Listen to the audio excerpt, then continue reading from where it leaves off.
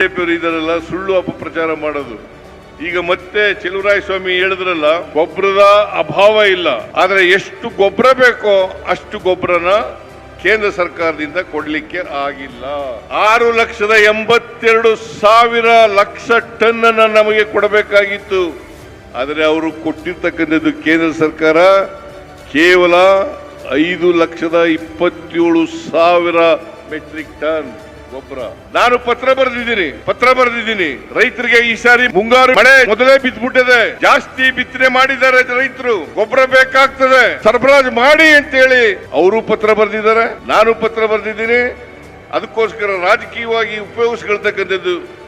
ನಾವು ವಿಜೇಂದ್ರನಿಂದ ಪಾಠ ಕಲಿಬೇಕಾ? ಅವರಪ್ಪ ಯಡಿಯೂರಪ್ಪನವರು ಮುಖ್ಯಮಂತ್ರಿ ಆಗಿರುವಾಗ ಹಾವೇರಿನಲ್ಲಿ ಗೊಬ್ಬರ ಕೊಡ್ಲಿಲ್ಲ, ಬೀಜ ಕೊಡ್ಲಿಲ್ಲ ಅಂತೇಳಿ ಇಬ್ಬರು ರೈತರನ್ನ ಗೋಲಿಬಾರ್ ಮಾಡಿ ಸಾಯಿಸಿದ್ರು. ನಾಚಿಕೆ ಆಗಲ್ಲ ಇವರಿಗೆ? ಇಬ್ಬರು ರೈತರನ್ನ ಸಾಯಿಸಿದ್ರು. ಇವರು ರಾಜಕೀಯಕ್ಕೋಸ್ಕರ.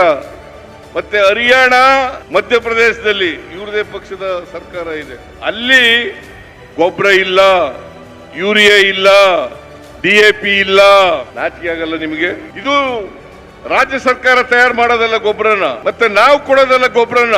ಕೇಂದ್ರ ಸರ್ಕಾರದಿಂದ ಕೊಟ್ರೆ ನಾವು ಕೊಡ್ತೀವಿ, ನಮ್ದು ಸರಬರಾಜು ಮಾಡೋದು ಅಷ್ಟೇನೆ. ಗೊಬ್ಬರ ತಯಾರು ಮಾಡೋರು, ಗೊಬ್ಬರ ಕೊಡೋರು ಕೇಂದ್ರ ಸರ್ಕಾರದವರು. ಅಷ್ಟು ಗೊತ್ತಾಗಲ್ಲ ಅವ್ರಿಗೆ. ಅದ್ರ ಬದಲು ಇಲ್ಲಿ ಚಳವಳಿ ಮಾಡ್ತಾರಂತೆ. ಅದ್ರ ಬದಲು MP-ಗಳಿಗೆಲ್ಲ ಪತ್ರ ಬರೆದಿದ್ದಾರೆ ಕೃಷಿ ಸಚಿವರು. MP-ಗಳು ವಿಜೇಂದ್ರ ಅವರು, ಅಶೋಕ್ ಅವರು, ನಾರಾಯಣ ಸ್ವಾಮಿ ಅವರು, ಅವರೆಲ್ಲರೂ ಹೋಗ್ಲಿ ನಡ್ಡಾ ಅವ್ರ ಹತ್ರ ಕೂತ್ಕೊಂಡು ಗೊಬ್ಬರ ಕೊಡಿಸ್ತಕ್ಕಂಥ ಕೆಲಸವನ್ನ ಮಾಡ್ಲಿ. ನಾನು ಪತ್ರ ಬರೆದು 1 ವಾರದ ಮೇಲಾಯ್ತು, ಇವತ್ತಿನವರೆಗೆ ಉತ್ತರ ಇಲ್ಲ, ಇವತ್ತಿನವರೆಗೆ ಗೊಬ್ಬರ ಕೊಟ್ಟಿಲ್ಲ. ಇದನ್ನ ಕೊಡಿಸ್ತಕ್ಕಂಥ ಕೆಲಸವನ್ನ ಮಾಡಿ. ಬಿಜೆಪಿಯವರು ಇದರಲ್ಲ ಸುಳ್ಳು ಅಪಪ್ರಚಾರ ಮಾಡೋದು.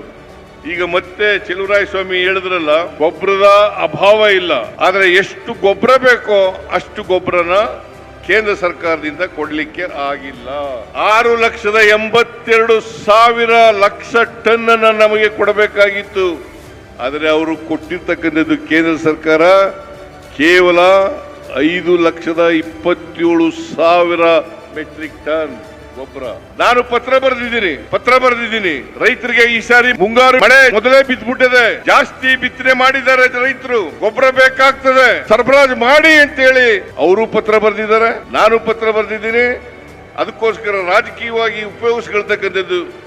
ನಾವು ವಿಜೇಂದ್ರನಿಂದ ಪಾಠ ಕಲಿಬೇಕಾ? ಅವರಪ್ಪ ಯಡಿಯೂರಪ್ಪನವರು ಮುಖ್ಯಮಂತ್ರಿ ಆಗಿರುವಾಗ ಹಾವೇರಿನಲ್ಲಿ ಗೊಬ್ಬರ ಕೊಡ್ಲಿಲ್ಲ, ಬೀಜ ಕೊಡ್ಲಿಲ್ಲ ಅಂತೇಳಿ ಇಬ್ಬರು ರೈತರನ್ನ ಗೋಲಿಬಾರ್ ಮಾಡಿ ಸಾಯಿಸಿದ್ರು. ನಾಚಿಕೆ ಆಗಲ್ಲ ಇವರಿಗೆ? ಇಬ್ಬರು ರೈತರನ್ನ ಸಾಯಿಸಿದ್ರು. ಇವರು ರಾಜಕೀಯಕ್ಕೋಸ್ಕರ. ಮತ್ತೆ ಹರಿಯಾಣ, ಮಧ್ಯಪ್ರದೇಶದಲ್ಲಿ ಇವ್ರದೇ ಪಕ್ಷದ ಸರ್ಕಾರ ಇದೆ, ಅಲ್ಲಿ ಗೊಬ್ಬರ ಇಲ್ಲ, ಯೂರಿಯಾ ಇಲ್ಲ, DAP ಇಲ್ಲ. ನಾಚಿಕೆ ಆಗಲ್ಲ ನಿಮಗೆ? ಇದು ರಾಜ್ಯ ಸರ್ಕಾರ ತಯಾರು ಮಾಡೋದಲ್ಲ ಗೊಬ್ಬರನ, ಮತ್ತೆ ನಾವು ಕೊಡೋದಲ್ಲ ಗೊಬ್ಬರನ. ಕೇಂದ್ರ ಸರ್ಕಾರದಿಂದ ಕೊಟ್ರೆ ನಾವು ಕೊಡ್ತೀವಿ, ನಮ್ದು ಸರಬರಾಜು ಮಾಡೋದು ಅಷ್ಟೇನೆ. ಗೊಬ್ಬರ ತಯಾರು ಮಾಡೋರು, ಗೊಬ್ಬರ ಕೊಡೋರು ಕೇಂದ್ರ ಸರ್ಕಾರದವರು. ಅಷ್ಟು ಗೊತ್ತಾಗಲ್ಲ ಅವ್ರಿಗೆ. ಅದ್ರ ಬದಲು ಇಲ್ಲಿ ಚಳವಳಿ ಮಾಡ್ತಾರಂತೆ. ಅದ್ರ ಬದಲು MP-ಗಳಿಗೆಲ್ಲ ಪತ್ರ ಬರೆದಿದ್ದಾರೆ ಕೃಷಿ ಸಚಿವರು. MP-ಗಳು ವಿಜೇಂದ್ರ ಅವರು, ಅಶೋಕ್ ಅವರು, ನಾರಾಯಣ ಸ್ವಾಮಿ ಅವರು, ಅವರೆಲ್ಲರೂ ಹೋಗ್ಲಿ ನಡ್ಡಾ ಅವ್ರ ಹತ್ರ ಕೂತ್ಕೊಂಡು ಗೊಬ್ಬರ ಕೊಡಿಸ್ತಕ್ಕಂಥ ಕೆಲಸವನ್ನ ಮಾಡ್ಲಿ. ನಾನು ಪತ್ರ ಬರೆದು 1 ವಾರದ ಮೇಲಾಯ್ತು, ಇವತ್ತಿನವರೆಗೆ ಉತ್ತರ ಇಲ್ಲ, ಇವತ್ತಿನವರೆಗೆ ಗೊಬ್ಬರ ಕೊಟ್ಟಿಲ್ಲ. ಇದನ್ನ ಕೊಡಿಸ್ತಕ್ಕಂಥ ಕೆಲಸವನ್ನ ಮಾಡಿ.